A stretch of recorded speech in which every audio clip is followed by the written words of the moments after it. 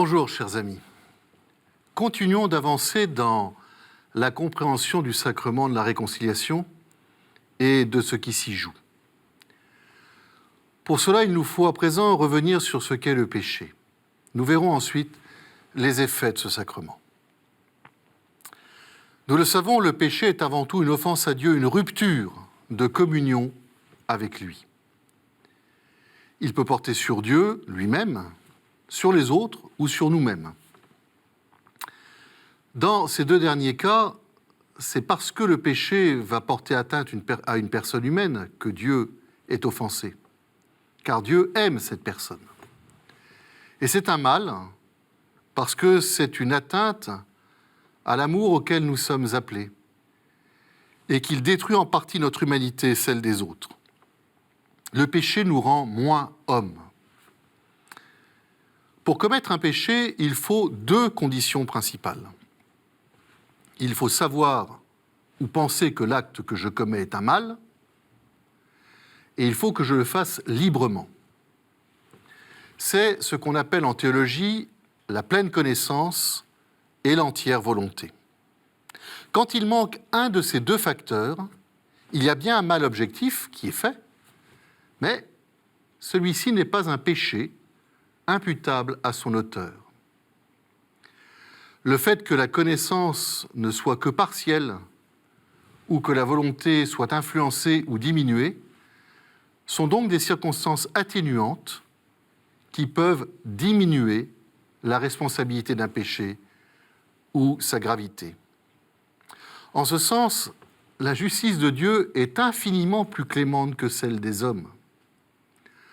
En effet, dans cette dernière, nul n'est censé ignorer la loi.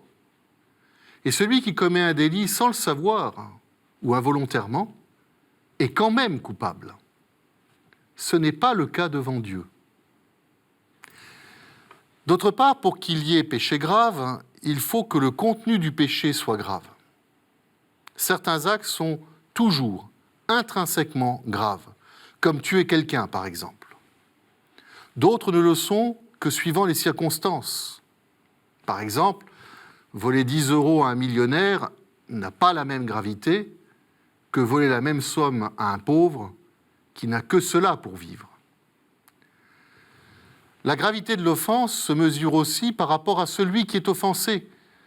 Une faute est d'autant plus grave que l'offensé est plus digne, et ce, dans le domaine de l'amour. Par exemple, donner une claque à mon frère dans une dispute d'enfant est dommage. Mais donner une claque à ma mère a une toute autre portée. On appelle aussi le péché grave péché mortel parce que sa gravité est telle qu'elle nous sépare de Dieu, qu'elle tue en nous sa vie, sa présence, que nous avons reçue au baptême et que l'on appelle la grâce sanctifiante, celle qui nous rend saints. Enfin, le péché peut être en acte, je fais concrètement quelque chose de mal. Il peut être en pensée, je pense à un mal ou je désire le faire.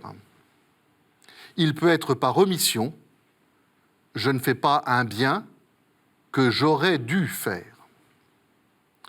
On voit donc que la valeur morale d'un acte est déterminée d'abord par l'intention avec laquelle on le fait, mais aussi par le contenu de cet acte, par les circonstances et par ses conséquences.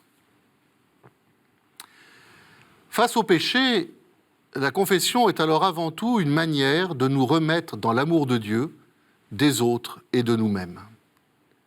C'est une véritable libération, une véritable résurrection spirituelle qu'elle nous apporte, en nous réconciliant avec Dieu et en nous remettant en alliance avec lui. C'est la restitution de notre dignité d'enfant de Dieu et des biens qui y sont liés, dont le plus précieux est l'amitié du Seigneur. La confession est une rencontre personnelle avec le Christ, comme quand, dans l'Évangile, un pécheur le rencontrait et découvrait sa bonté et sa miséricorde. Grâce à cette rencontre, la confession nous libère de l'esclavage du péché. Non seulement psychologiquement, mais aussi au plus profond de nous-mêmes. Elle a comme conséquence de redonner la grâce sanctifiante reçue au baptême quand elle a été perdue par un péché grave, ou alors de l'augmenter et de la renforcer quand on n'a commis que des péchés véniels. Et en plus, nous recevons une grâce spécifique, une force nouvelle pour lutter efficacement contre les péchés accusés et pour que nous ne recommencions plus à pécher. Et puis, nous savons que le péché a des conséquences en nous. C'est comme une blessure. Même guérie, elle laisse une cicatrice. C'est ce que l'on appelle la peine du péché. C'est pour cela qu'il n'est absolument pas indifférent de pécher, même si nous savons que nous pouvons nous confesser. Ce qui enlève cette peine due au péché, c'est la réparation de nos fautes. Si je reprends l'image de la blessure, après une opération, il faut une rééducation. Pour le péché, il faut une réparation.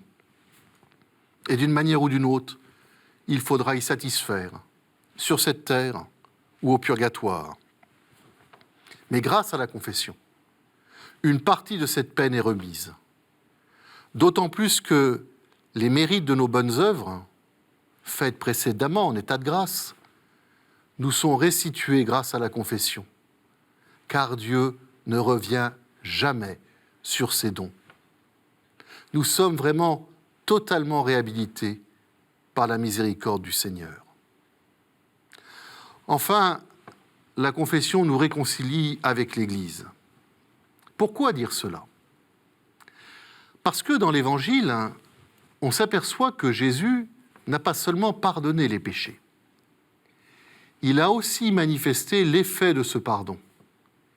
Il a réintégré les pécheurs pardonnés dans la communauté du peuple de Dieu, d'où les péchés les avaient éloignés ou même exclus. Un signe éclatant en est le fait que Jésus admet les pécheurs à sa table, plus encore, qu'il se met lui-même à leur table. Geste qui exprime de façon bouleversante à la fois le pardon de Dieu et le retour au sein du peuple de Dieu. En fait, le péché ébrèche ou brise la communion fraternelle. Le sacrement de la réconciliation la répare ou la restaure.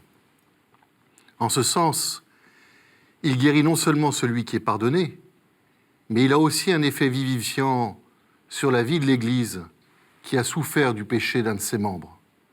Comme le dit Paul aux Corinthiens, un membre souffre-t-il ? Tous les membres souffrent avec lui. Un membre est-il à l'honneur ? Tous les membres se réjouissent avec lui. Cela a son fondement dans la promesse faite aux apôtres par Jésus. Tout ce que vous aurez délié sur la terre sera délié aux cieux. Délié, cela veut dire celui que vous recevez de nouveau dans votre communion, Dieu l'accueillera aussi dans la sienne. La réconciliation avec l'Église est inséparable de la réconciliation avec Dieu.